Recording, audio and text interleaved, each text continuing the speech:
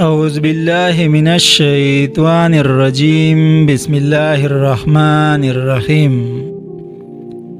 ناظرین، آج ہم آپ کو ایک عورت کا واقعہ بیان کریں گے جس کے ساتھ مرنے کے بعد قبر میں کیا ہوا تھا، اس کو کون سے عذاب دیے گئے تھے اور یہ عذاب اس کی کن گناہوں کی وجہ سے اس کو ملے تھے۔ یہ ایک سچا واقعہ ہے جو پاکستان کی علاقہ گلگت میں پیش آیا تھا۔ ایک شخص قبرستان کے پاس سے گزر رہا تھا تو اس نے کسی قبر سے یہ آواز سنی کہ مجھے نکالو، میں زندہ ہوں۔ جب ایک دو مرتبہ اس نے یہ آواز سنی تو اس نے یہ سمجھا کہ یہ میرا وہم اور خیال ہے، کوئی آواز نہیں آ رہی۔ لیکن جب مسلسل اس نے یہ آواز سنی تو اس کو یقین ہونے لگا۔ چنانچہ وہ شخص بستی میں آیا اور لوگوں کو اس آواز کے بارے میں بتا کر کہا کہ تم بھی چلو اور اس آواز کو سنو۔ چنانچہ کچھ لوگ اس کے ساتھ آئے اور انہوں نے بھی یہی آواز سنی تو سب نے یقین کر لیا کہ واقعی یہ آواز قبر میں سے آ رہی ہے۔ اب یقین ہونے کے بعد ان لوگوں کو مسئلہ پوچھنے کی فکر ہوئی کہ پہلے علماء سے یہ مسئلہ معلوم کرو کہ قبر کھولنا جائز ہے یا نہیں۔ چنانچہ وہ لوگ محلے کی مسجد کے امام کے پاس گئے اور ان سے کہا کہ اس قبر میں سے آواز آ رہی ہے اور میت یہ کہہ رہی ہیں کہ مجھے قبر میں سے نکالو، میں زندہ ہوں۔ تو امام صاحب نے فرمایا کہ اگر تمہیں اس کے زندہ ہونے کا یقین ہو گیا ہے تو قبر کو کھول لو اور اس کو باہر نکال لو۔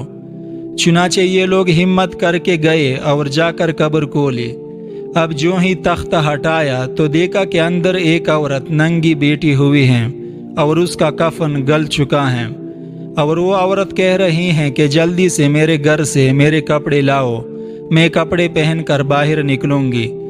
چنانچہ یہ لوگ فوراً دوڑ کر اس کے گھر گئے اور اس کے گھر والوں کو یہ واقعہ بتایا اور اس کے کپڑے چادر وغیرہ لے کر آئے اور لا کر قبر کے اندر پھینک دیے۔ اس عورت نے ان کپڑوں کو پہنا اور چادر اپنے اوپر ڈالی اور پھر تیزی سے بجلی کی طرح اپنی قبر سے نکلی اور دوڑتی ہوئی اپنے گھر کی طرف بھاگی اور گھر جا کر ایک کمرے میں چھپ کر اندر سے کنڈی لگا لی۔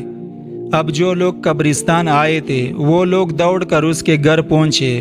ان کو وہاں جا کر معلوم ہوا کہ اس نے کمرے کے اندر کنڈی لگا لی ہے۔ ان لوگوں نے دستک دی کہ کنڈی کھولو تو اندر سے اس عورت نے جواب دیا کہ میں کنڈی تو کھول دوں گی، لیکن کمرے کے اندر وہ شخص داخل ہو جس کے اندر مجھے دیکھنے کی تاب ہو، اس لیے کہ اس وقت میری حالت ایسی ہے کہ کوئی آدمی بھی مجھے دیکھ کر برداشت نہیں کر سکے گا، لہٰذا کوئی مضبوط دل والا شخص اندر آئے اور آ کر میری حالت دیکھے۔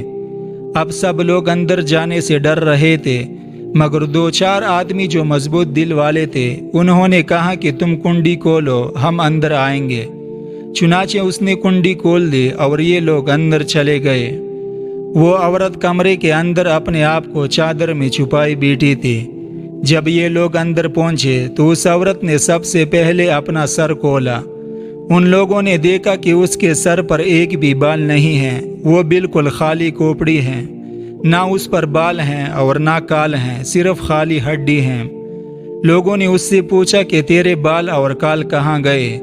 تو اس عورت نے جواب دیا کہ جب میں زندہ تھی تو ننگے سر گھر سے باہر نکلا کرتی تھی، پھر مرنے کے بعد جب میں قبر میں لائی گئی تو فرشتوں نے میرا ایک ایک بال نوچا اور اس نوچنے کی نتیجے میں بال کے ساتھ کال بھی نکل گئی۔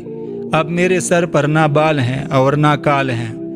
اس کے بعد اس عورت نے اپنا منہ کھولا۔ جب لوگوں نے اس کا منہ دیکھا تو وہ اتنا خوفناک ہو چکا تھا کہ سوائے دانتوں کے کچھ نظر نہ آیا۔ تو ان لوگوں نے اس عورت سے پوچھا کہ تیرے ہونٹ کہاں گئے؟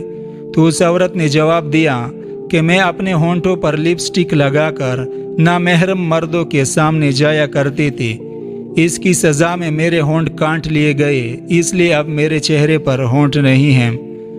اس کے بعد اس عورت نے اپنے ہاتھ اور پیروں کی انگلیاں کھولی۔ لوگوں نے دیکھا کہ اس کے ہاتھ اور پیروں کی انگلیوں میں ایک بھی ناخن نہیں تھا، تمام انگلیوں کے ناخن غائب تھے۔ اس سے پوچھا کہ تیرے انگلیوں کے ناخن کہاں گئے؟ تو اس عورت نے جواب دیا کہ ناخن پالش لگانے کی وجہ سے میرا ایک ایک ناخن کھینچ لیا گیا ہے۔ چونکہ میں یہ سارے کام کر کے گھر سے باہر نکلا کرتی تھی، اس لیے جیسے ہی مرنے کے بعد میں قبر میں پہنچی تو میرے ساتھ یہ معاملہ کیا گیا اور مجھے یہ سزا ملی کہ میرے سر کے بال بھی نوچ لیے گئے، میرے ہونٹ بھی کاٹ دیے گئے اور ناخن بھی کھینچ لیے گئے۔ اتنی باتیں کرنے کے بعد وہ بے ہوش ہو گئی اور مردہ بے جان ہو گئی جیسے لاش ہوتی ہیں۔ چنانچہ ان لوگوں نے دوبارہ اس کو قبرستان میں پہنچا دیا اور اس کو دفن کر دیا۔ ناظرین، اللہ تعالیٰ کو یہ عبرت دکھانی مقصود تھی کہ دیکھو اس عورت کا کیا انجام ہوا اور اس کو کتنا ہولناک عذاب دیا گیا۔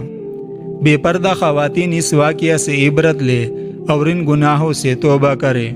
اللہ تعالیٰ ہمیں ہر قسم کے گناہوں سے محفوظ رکھے، آمین۔